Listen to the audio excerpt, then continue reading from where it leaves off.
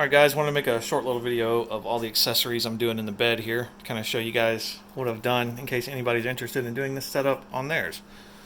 So to start with, the VIAIR setup, got the constant duty system. It does come, of course, with the compressor, the tank, all the wiring you need, the pressure regulator switch, hoses for plumbing, and of course the air hose itself, and a little dial with an on-off switch, which I did not use in my case. Also put some bed lighting in, and that's it for now, other than that switch assembly, which I'm going to get to. For the compressor and the tank, I figured it was best to mount them on the opposite sides of the bed. That way I wasn't taking up too much of what little valuable bed space we do have. And then also they're underneath the wheel humps. That way you're, still quote-unquote plywood rated, right? But anyway, so that's pretty much it for that. I'm not going to go too far in depth on how I did all the wiring and stuff. I am going to show you. I just ran, for the compressor, I wired it through the hole, the pre-existing hole that's in the bed. And then for this thing, you have to knock that blank plate out, unless of course you have an outlet, then you're going to have to do something completely different.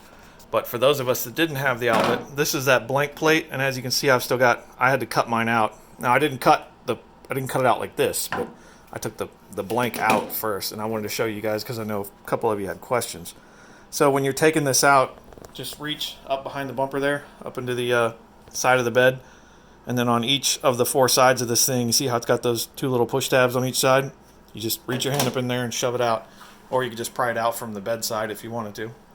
And then I had to make the hole a bit bigger for that to fit in there. So let's take a second and talk about this. Got it on Amazon, thanks to one of the other group members here. They kind of pointed me towards this.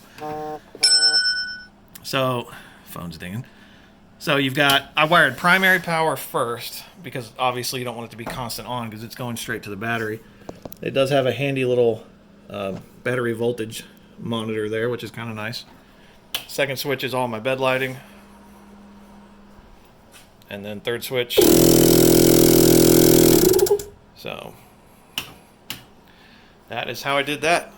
Any questions? Post them in the comments.